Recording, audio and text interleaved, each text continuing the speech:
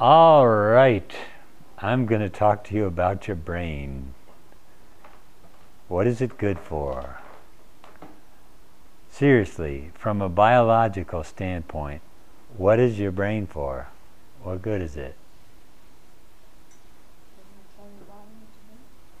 Yes. Discriminating between things. Biologically speaking, why do you have a brain? So you can have food and show signal around. For survival. That's the point of a brain. Biologically speaking, survival, baby. New and improved and better enhanced survival. And the way that nature accomplished this was in a, multi-stage, but you can handily divide it into a 3-stage evolution of your brain. There's 3 distinct systems in your brain which cooperate but have sort of an independent life of their own. Sometimes called the reptilian brain, the mammalian brain, and the neocortex, or the thinking brain, or the brain stem, the limbic system, and the neocortex, which actually means new rind, because it's later, came more recently. So here's the reptilian brain, the brain stem, that came along first. Very handy. Was sufficient for millions and millions of years. It motivated you with fear and hunger or greed. It was like move toward the pleasure, move away from the pain. And the pleasure and pain responses were designed to coincide with things that would enhance or detract from your likelihood of survival and reproducing. Yeah, survival of the species, not just you as an individual. So, sex, pleasure. Food, pleasure. Good. These things are good. I like that. So, body gives you a rush of pleasant chemicals associated with those things. It rewards those behaviors. Ooh, tiger, bad. Fear, unpleasant sensations, right? Handy little system. Seems to work pretty well. And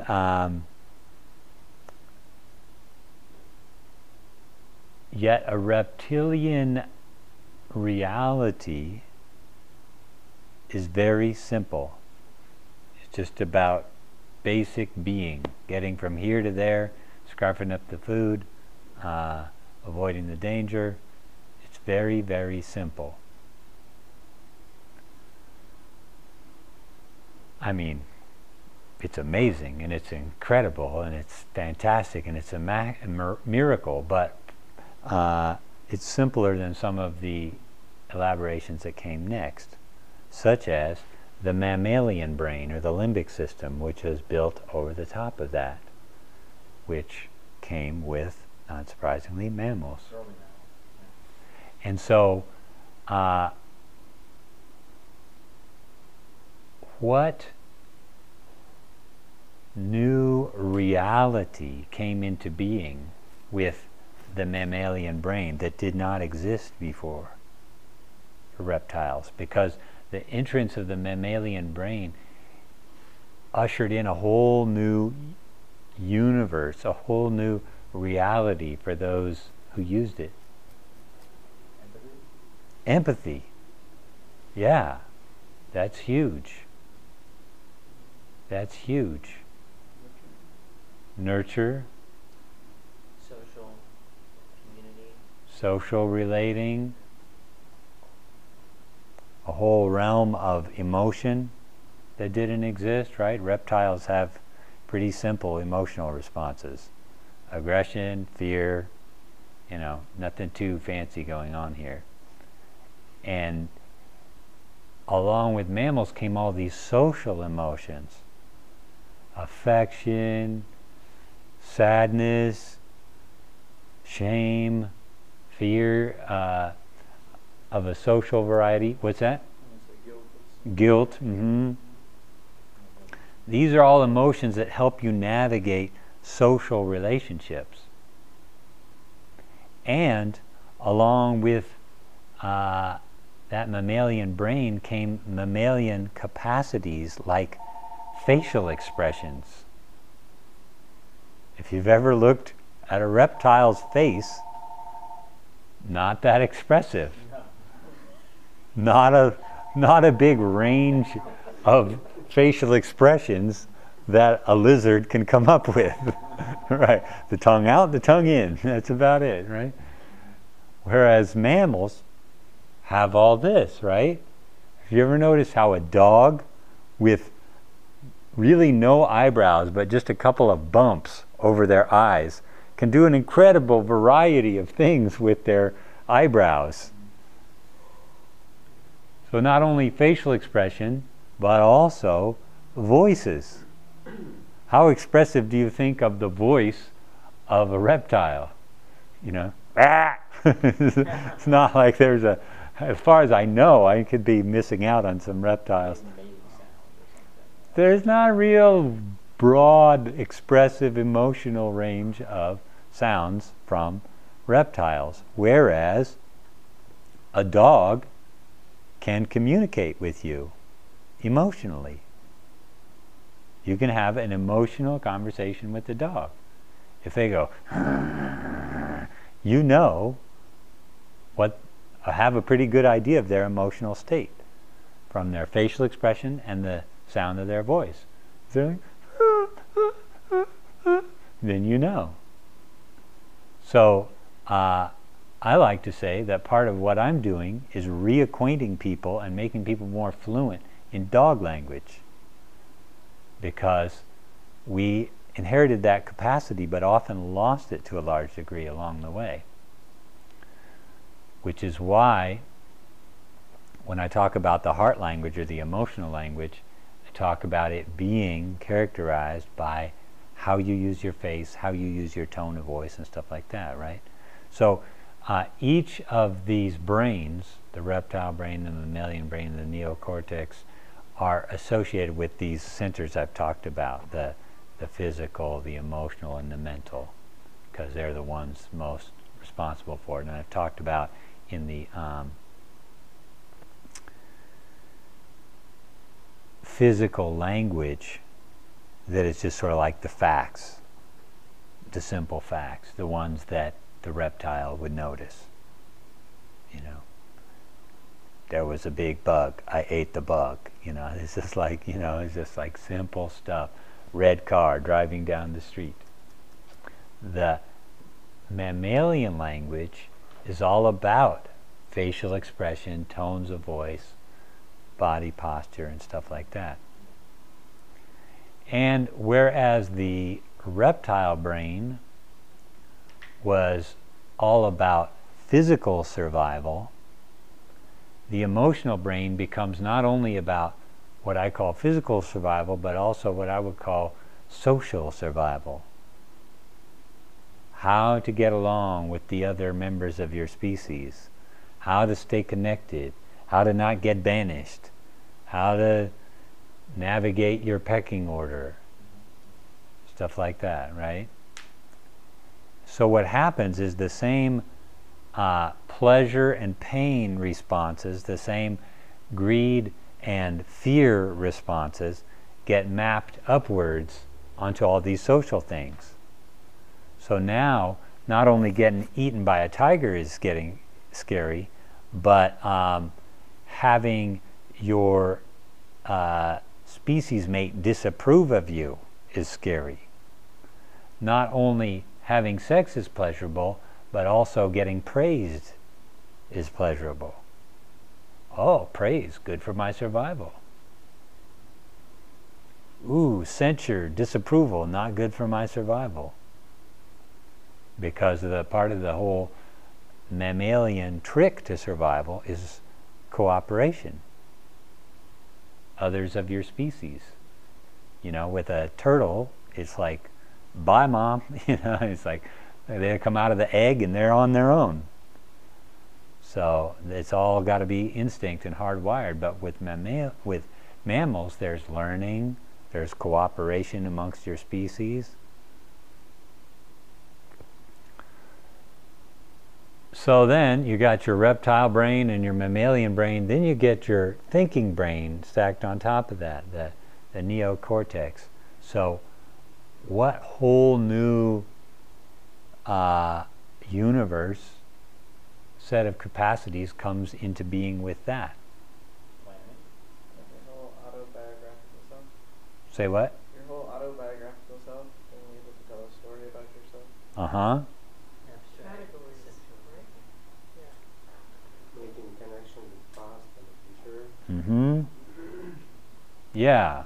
A lot of things that you said basically fit into the meta qualities of symbol making, creating maps for things that aren't there, you know, making up a symbol to represent another thing.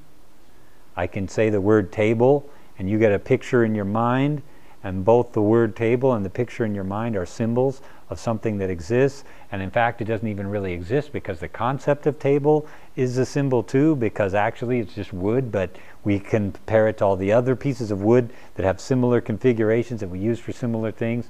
All of that, symbol making.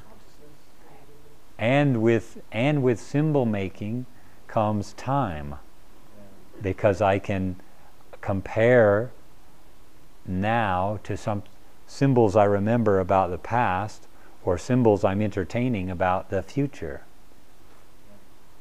This is wild. This is awesome. I can make tools and stuff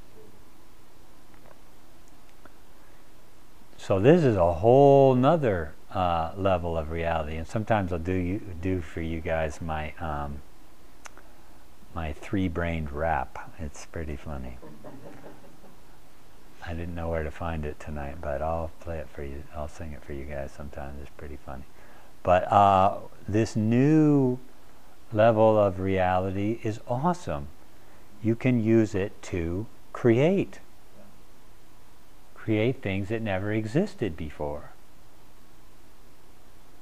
You can also use it to completely torture yourself in ways that no other self-respecting animal would even understand how to accomplish. With a thinking brain, you can sit in an easy chair and torture yourself about what could happen in the future. And you can be disappointed when things don't work out the way you planned. Yeah, Okay, exactly. Some of the higher mammals do beat up on themselves pretty good, though. Some dogs and The cats. higher mammals have that brain.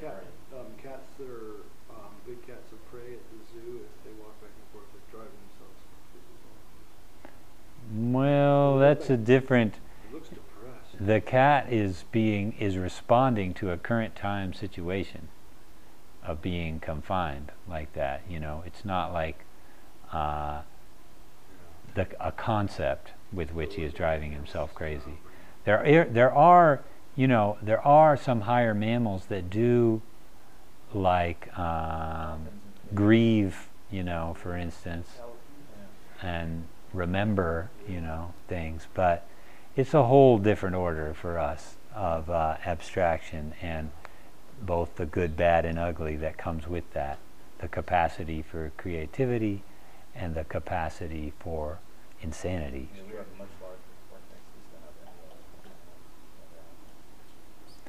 And whereas I said before that the reptile brain deals with physical survival, and the mammalian brain deals with that and social survival, I would say that the thinking brain, or the neocortex, deals with both of those and ideological survival. So a thinking brain is concerned with being right. A thinking brain is very concerned with, do I have the right symbols, the right maps, to accurately reflect and predict reality, and to accurately fit into my tribe and all of that stuff. So then the same pleasure pain that got mapped upwards before get mapped upwards again.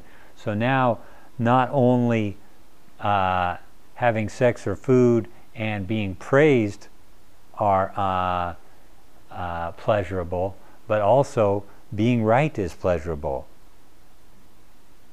Being,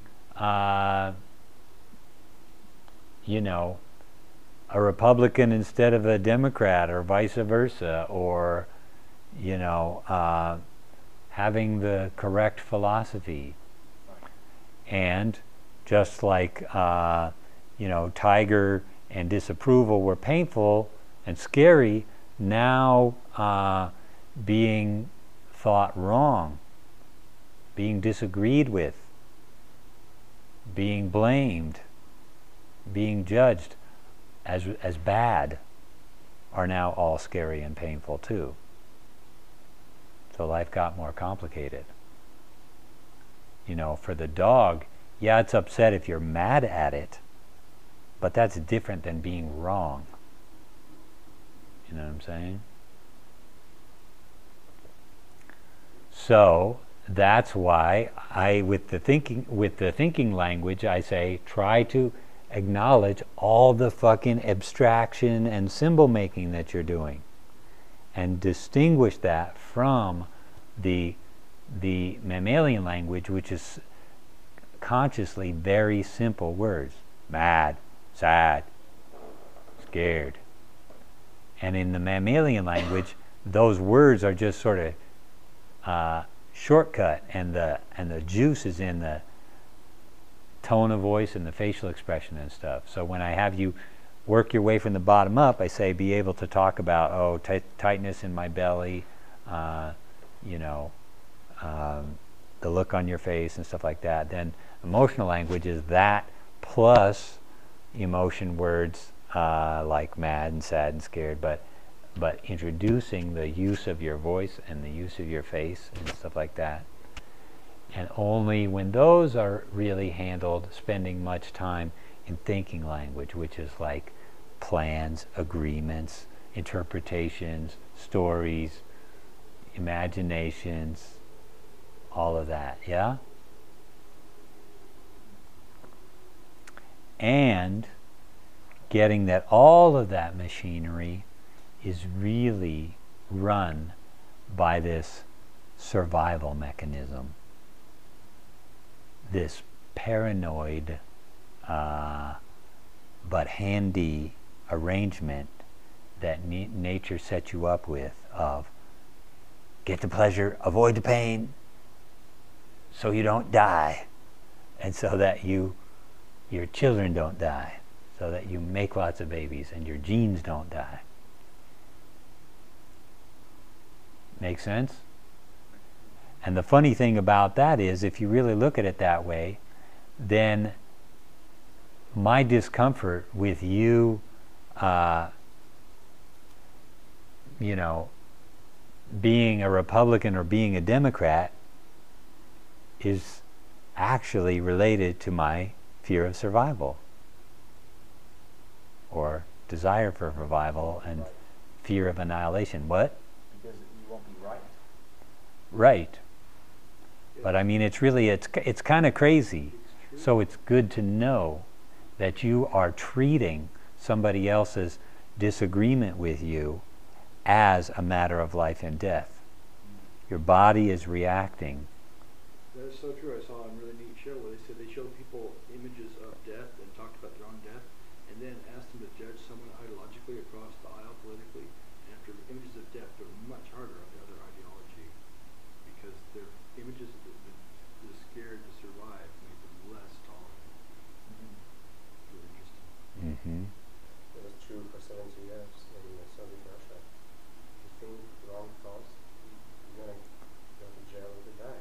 Mm-hmm. Literally. Mm-hmm. So it's not just Right. It's not theoretical there. That's right.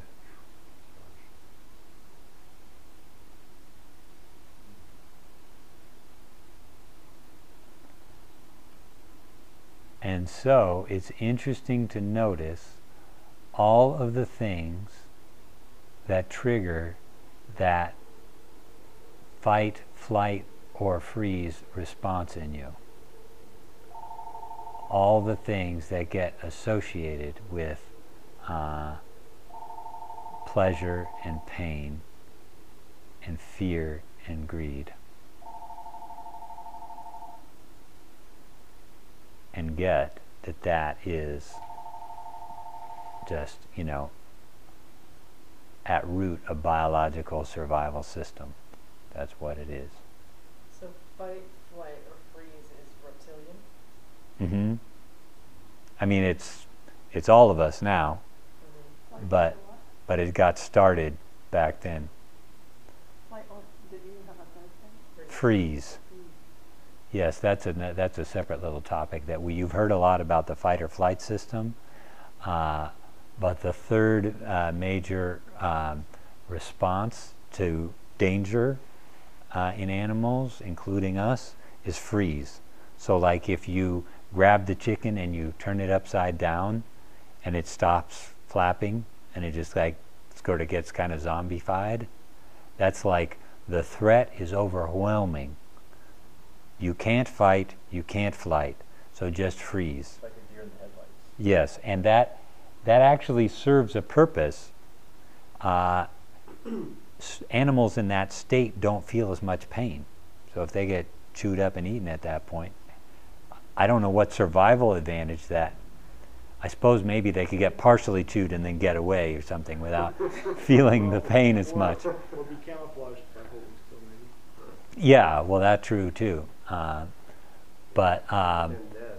Be dead. Yeah, no. It's very dead. Quite easy. and the tricky thing is that other animals, if they escape the overwhelmingly dangerous situation, discharge their freeze response. They start flopping around or shaking or barking or running up a tree or doing something to kind of discharge all this energy, because when the animal is in the freeze state, they may look calm from the outside, but they are not. They've got their foot down on the gas and a foot on the brake, and they're just like, yeah, they're humming fast inside. So if they escape the situation, they freak out, they run around, they bark and do as a human beings, unfortunately, if they escape the frozen state, have a hard time discharging that. We're not comfortable flopping around and squawking and running up the tree. We're afraid of that loss of control because, again, our brains got more complicated, and so being in control of ourselves is something we value. That's like being right. You know, we think that that's good, and being too weird is bad and wrong, and so we don't want to let ourselves do that. So human beings aren't good at discharging those frozen states, and when you don't, that's how you get PTSD. That's how you get post-traumatic stress disorder, where people have nightmares that come over and over again, or certain situations trigger them over and over again, and you could say that on some level all kinds of shit that we deal with are like low-level PTSD. You know, the way that, you know, you cringe when, you know, somebody calls you a particular nickname or whatever. It's sort of like, you could look at it all as like low-level PSD, and that we're trying to thaw out those old reactions and clear it out. Survival purpose for that. What's that? There is a survival value for PTSD because you get reminded of the situation, you might avoid it next time. No, there's survival value for having strong memories, but PTSD is more like the system going haywire. PTSD is like you being incapacitated by the lesson. So that I was thinking more about like if somebody, you know, like somebody who was at war, maybe is shell shocked or something, and then they hear a sound that sounds like it could be a helicopter, and they suddenly they go into this mode that there is something back in the battlefield again.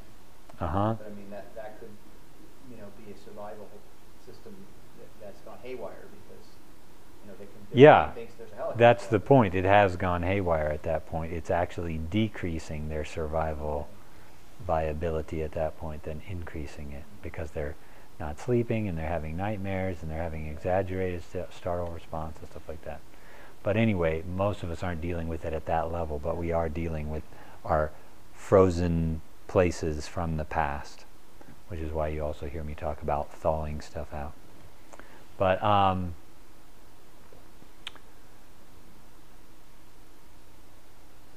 it's humbling and a reality check to see how much we are driven by that avoid the pain, achieve the pleasure mechanism,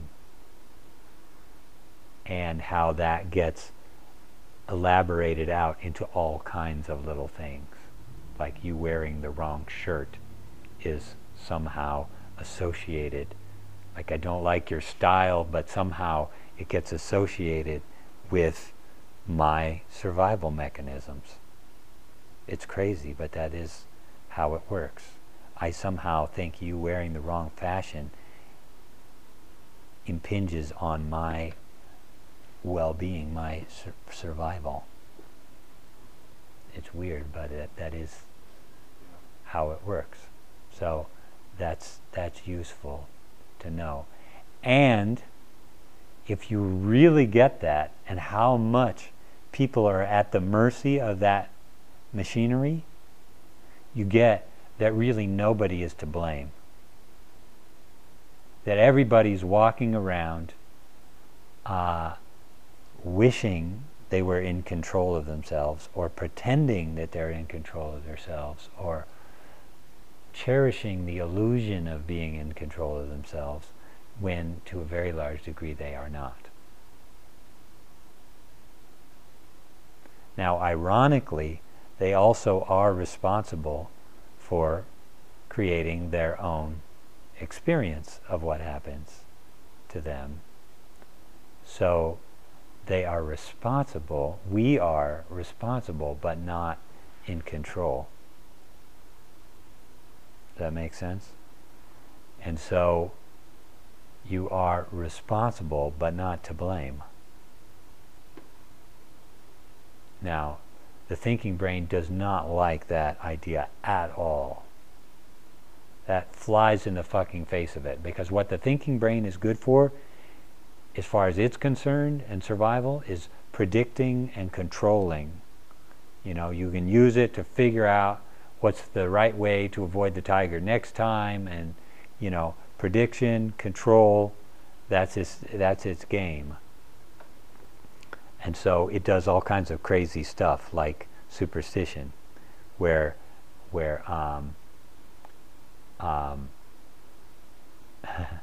even lower animals will do these kind of superstition trains where they'll like for a while they peck the lever and get a treat, and then it becomes totally random. These sadistic experimenters make it totally random, and it's pecking away and it's not getting a treat, and it's freaked out, and it's not working. Then one time it just so happens to get a treat, and right before it got the treat it had turned around in a circle. So it says, oh, turn around in a circle, then peck. So it starts turning around in a circle, peck, turning around in a circle, peck. Shit, it's not working again. Then it scratches, turns around in a circle, pecks, and it works. Oh, fantastic, just scratch, turn around in a circle, and peck. That's it. And long story short, what happens is the animal creates a long, superstitious chain of behaviors to try to control the outcome. Sound familiar? I'm superstitious, especially about if I say something that I want to have happen, I've blurted out too much what I want or don't want, and then a lot of times it seems to have a cause and effect. Right when I said that, then it happened. Like, I'm sure glad I never broke one of these sunglasses. The next day they break. Well, that's because we would, again, it flatters us to think we are that much in control. We like the idea of being that much in control. We're doing everything we can to enhance the degree to which we are in control. And so, It's kind of related to being right. yeah, and consequently, we grossly overestimate how much we are in control. Sorry. That's a key piece of OCD, the ritualistic behavior in response to anxiety. Exactly.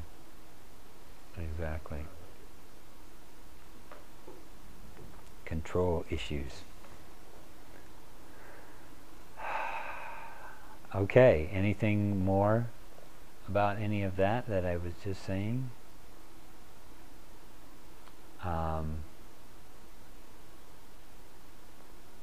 Yeah, I guess just to finish up that last piece, if you really get how much we are led around by the nose by this whole evolutionary process, the more you get that people are not to blame, including yourself. People are potentially to be educated. People are potentially learning machines. We are potentially capable of learning and doing things differently next time. But blame is about the idea that you should have known better. You should have been more in control of yourself. But that's crazy making. Where'd that come from? What? The thought that should have known better, should have done it differently. Well, because that thinking mind wants to control outcomes. It wants to be able to survive by figuring it all out, predicting the best course of action, enforcing the best course of action, thereby eliminating danger and unpredictability from its universe. So what are you advocating? You know what I mean? Like, okay, we got these 3 brain systems. I think you're saying that we think too much. Like our cortex is overactive. So is that what you're saying? Like, pay attention to your emotional brain more in your body. Yeah. Well, there's several implications. One is that these 3 systems are independent and have a life of their own in a way that's kind of shocking to our thinking brains, you know, like that our emotional life has this life of its own and doesn't play by your thinking brain's rules. So your thinking brain has to deal with this fact. But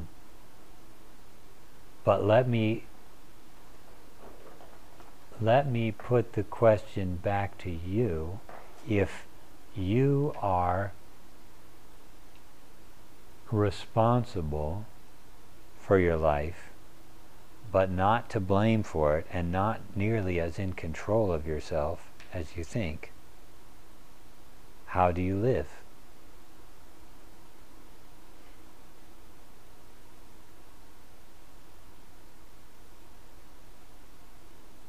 You laugh a lot. Yeah. You don't overanalyze it. Compulsion. Uh-huh. Live from moment to moment, Uh-huh. being present to what it is, Uh-huh. and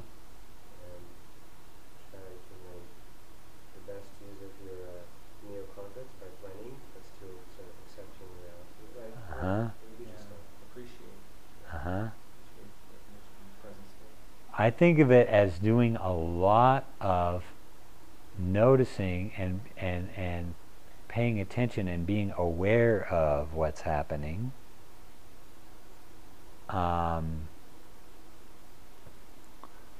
so as to learn from it, and that being aware of what's happening is distinct from thinking.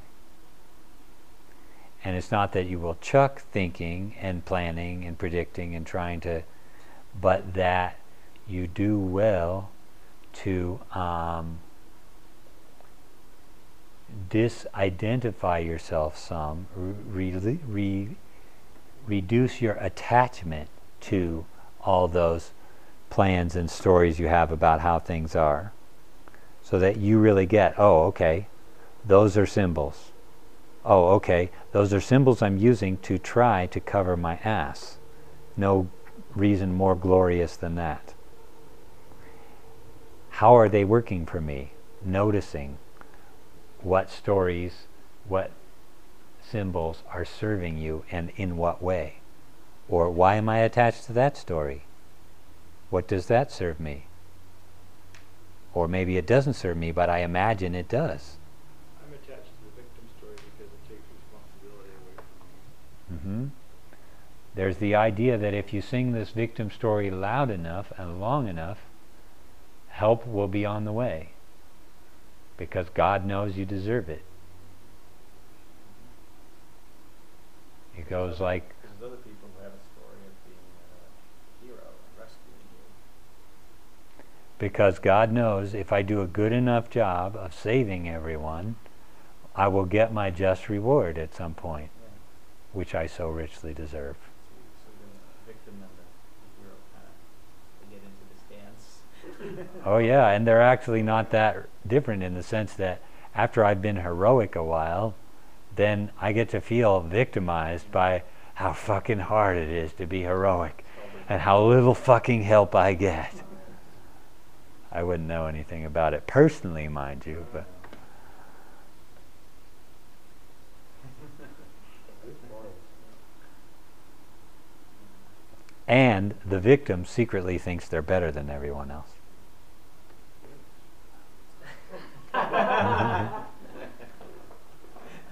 Say more about that. What do you mean? The victim says, poor me, the world is full of mean people, but at least I'm not a mean person. I'm poor and pathetic and weak, but I am morally superior because I'm not a mean-ass villain. I'm just a poor innocent thing, like a baby that should be able to cry and get the tit when it cries loud enough. The mean-ass person probably thinks the same thing as the victim.